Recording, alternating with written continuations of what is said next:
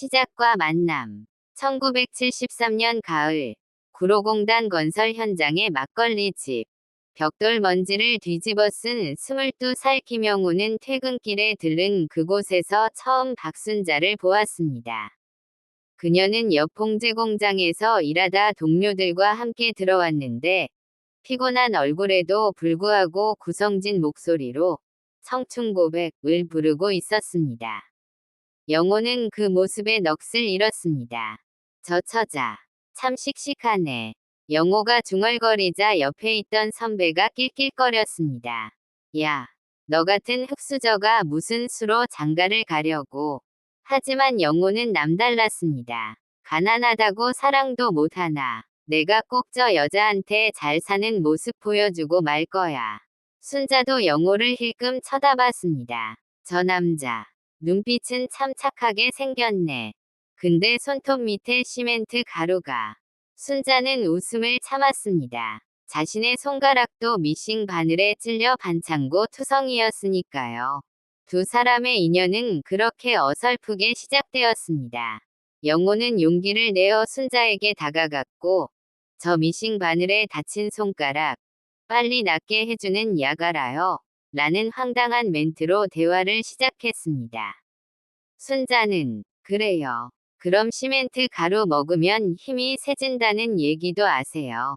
라며 받아쳤고, 두 사람은 그렇게 웃으며 가까워졌습니다. 연애와 결혼.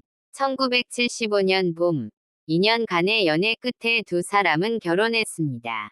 결혼식은 영혼의 단칸방에서 치렀습니다. 하객은 겨우 20명, 식사는 자장면과 탕수육이 전부였습니다. 순자의 어머니는 이게 무슨 결혼식이냐 며 울었지만 정작 순자는 환하게 웃으며 말했습니다. 어머니, 저희는 이제부터 잘 살 거예요. 영호 오빠 손 좀 보세요. 이 굳은 살이 우리 미래예요. 신혼살림은 청계천 근처 월세 단칸방. 부엌도 화장실도 공용이었습니다. 하지만 두 사람은 행복했습니다. 영호가 밤늦게 돌아오면 순자는 늘 따뜻한 국밥을 준비해놨고, 순자가 미싱일로 손가락을 다치면 영호는 서툴게 약을 발라주며 내가 더 벌어서 당신은 일 안 하게 해줄게 라고 속삭였습니다. 순자는 싫어요. 나도 벌어야 우리가 빨리 일어서죠 라며 웃었습니다. 1976년 겨울, 첫아들 민수가 태어났습니다. 산부인과 비용을 아끼려 순자는 동네 산파의 도움으로 집에서 출산했습니다. 영호는 방문 밖에서 아내의 신음 소리를 들으며 주먹을 불끈 쥐었습니다. 내가 꼭 돈을 벌어서 다음엔 큰 병원에서. 그런데 아기 울음소리가 들리자 영호는 그만 펑펑 울어버렸습니다. 아이고, 사내 녀석이 왜 이렇게 웃냐. 산파 할머니가 핀잔을 주자 영호는 코를 훌쩍이며 말했습니다. 할머니, 제가 아버지가 됐답니다. 그 모습에 순자는 아프면서도 웃음이 났습니다.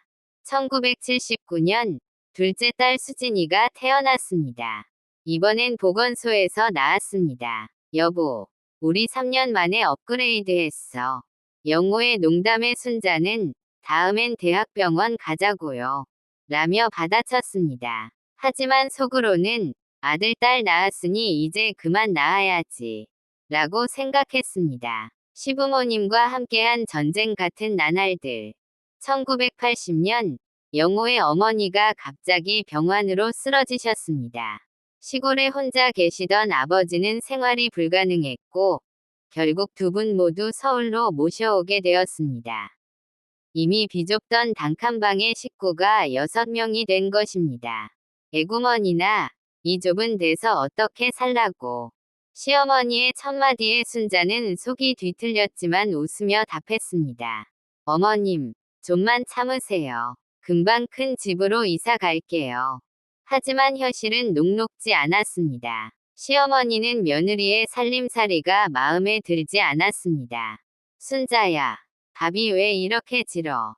미싱일 한다고 집안 구석구석 먼지가 자욱하네. 애들 옷이 왜 이렇게 남루하냐? 매일같이 쏟아지는 잔소리에 순자는 이를 악물었습니다.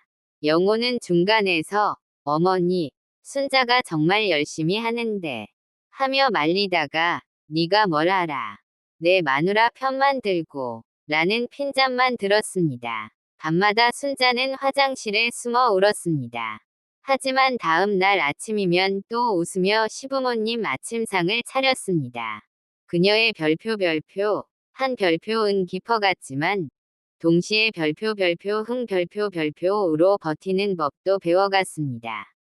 동네 아주머니들과 모여 시어머니 욕대회를 열며 낄낄거렸고 우리 언젠간 다 시어머니 될 거 아니야 라며 서로 위로했습니다. 1982년 기적이 일어났습니다. 영호가 건설 현장 소장으로 승진하며 월급이 2배로 뛴 것입니다.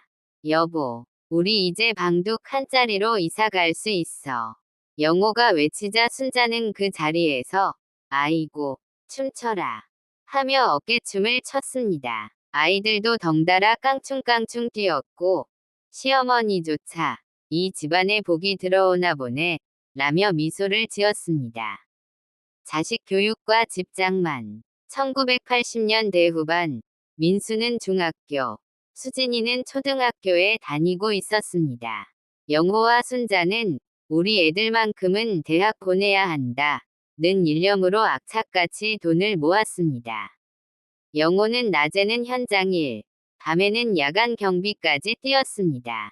순자는 미싱 일을 하루 16시간씩 했습니다.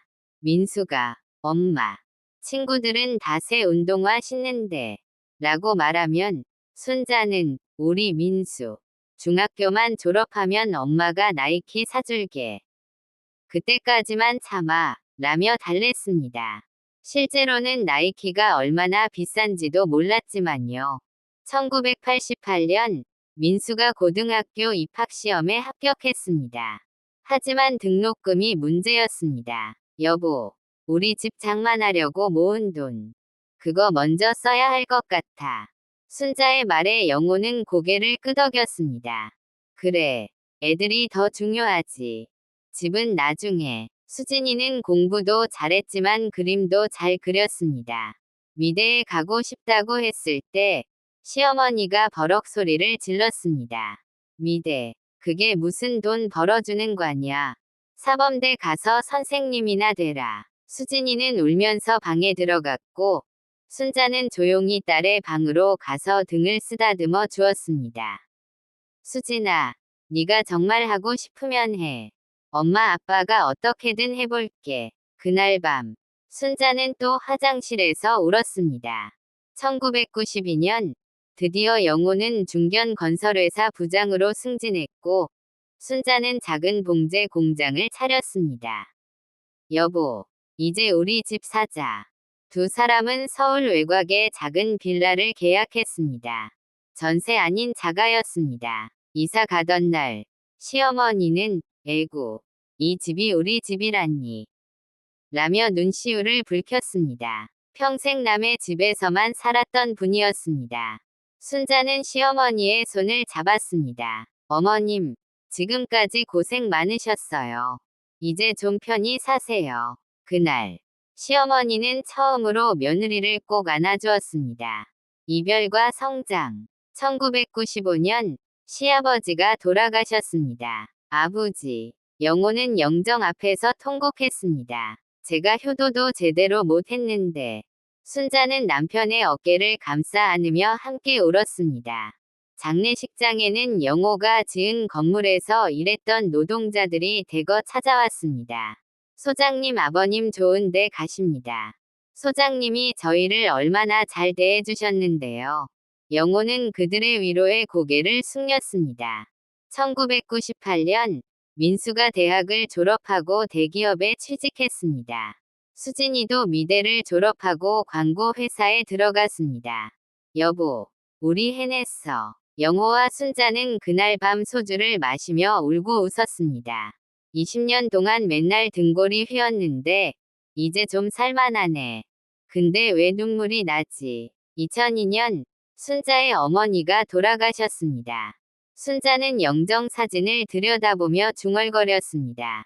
어머니, 제가 효도 한번 제대로 못 해드렸네요. 맨날 바쁘다고, 돈 벌어야 한다고, 영호는 아내의 손을 꼭 잡아주었습니다. 당신 어머니 자랑스러워하셨어. 딸이 그렇게 악착같이 사는 거 보시면서. 2005년, 드디어 시어머니도 돌아가셨습니다. 평생 며느리를 구박했던 시어머니는 임종 전 순자의 손을 잡고 말했습니다. 순자야, 미안하다. 네가 우리 집안 일으킨 거다. 순자는 어머님, 무슨 말씀을 하며 눈물을 쏟았습니다. 장례를 치르고 난 후 순자는 영호에게 말했습니다. 여보, 나 이제야 진짜 어른이 된 것 같아. 부모님 다 보내고 나니. 영호는 고개를 끄덕였습니다. 우리도 이제 인생 후반전이야. 드디어 찾아온 우리만의 시간. 2015년 60살이 된 영호는 건설회사 상무로 정년퇴직했습니다. 순자도 봉제 공장을 아들에게 물려주고 은퇴했습니다. 여보, 이제 우리 뭐 하고 살지? 영호의 질문에 순자는 웃으며 답했습니다. 40년 동안 못 해본 거 다 해보지 뭐. 두 사람은 지방 소도시로 귀촌했습니다. 서울의 빌라를 팔아 작은 전원주택을 샀습니다. 마당에는 텃밭을 가꾸고 강아지 한 마리를 키웠습니다. 여보, 상추가 이렇게 빨리 크는 줄 몰랐네. 영호는 매일 텃밭을 돌보는 게 좋았습니다. 순자는 동네 노인정에서 봉사 활동을 시작했습니다. 젊은 시절 배웠던 미싱 기술로 동네 할머니들에게 옷수선을 가르쳐 주었습니다. 순자 씨, 요즘 젊은 사람들은 이런 거 아무도 안 하던데 고맙네. 할머니들의 칭찬에 순자는 웃으며 답했습니다. 제가 평생 한 일인데요. 뭘. 2020년 어느 가을 저녁, 마당에 평상을 펴고 누운 영호와 순자. 영호가 순자의 손을 잡으며 물었습니다. 여보, 우리 인생 어땠어? 순자는 잠시 생각하다가 답했습니다. 힘들었지. 눈물도 많이 흘렸고. 근데 또 재미있었어. 그렇게 악착같이 살았는데 여기까지 왔잖아. 영호는 고개를 끄덕였습니다. 그래. 우리 참 복도 많지. 애들도 잘 키웠고, 손주들도 예쁘고, 집도 있고, 순자가 낄낄 웃으며 말했습니다. 근데 여보, 우리 아직도 매일 싸우잖아. 두 사람은 하늘의 별을 바라보며 웃었습니다. 몸은 늙었지만 마음은 여전히 청춘이었습니다. 가슴 한구석에 남아있는 기억들은 이제 애틋한 추억으로 혹은 감사한 마음으로 변해 있었습니다. 2025년 어느 날, 손주들이 놀러 왔습니다. 할아버지, 할머니는 어떻게 그렇게 힘든 시절을 견뎠어요? 대학생이 된 큰 손주의 질문에 영호는 웃으며 답했습니다. 견딘 게 아니라 그냥 살았지. 오늘 하루, 내일 하루 그렇게. 순자가 거들었습니다. 그리고 할머니는 노래를 불렀단다. 힘들 땐 노래가 최고야. 그날 저녁, 온 가족이 모여 앉은 거실에서 순자는 젊은 시절 불렀던 청춘 고백을 불렀습니다. 목소리는 떨렸지만 여전히 구성졌습니다. 영호는 옆에서 장단을 맞춰주었고 아이들과 손주들은 박수를 쳤습니다. 그 순간 순자와 영호는 깨달았습니다. 자신들이 견뎌낸 50년의 세월은 한국의 근대화만큼이나 극적인 드라마였다는 것을. 그리고 그 드라마의 주인공은 재벌도 정치인도 아닌 바로 자신들 같은 평범한 사람들이었다는 것을. 여보, 우리 또 50년 더 살까? 영호의 농담에 순자는 베개를 던지며 웃었습니다. 미쳤어. 나 이제 쉬고 싶단 말이야. 두 사람은 그렇게 웃고 떠들며 인생의 황혼을 맞이했습니다. 가슴에 남은 한은 이제 성숙한 지혜로, 흥은 잔잔한 평화로 녹아내렸습니다. 그들의 주름진 얼굴에는 고난의 세월과 성취의 보람이, 그리고 무엇보다 서로를 향한 깊은 사랑이 새겨져 있었습니다. 끝.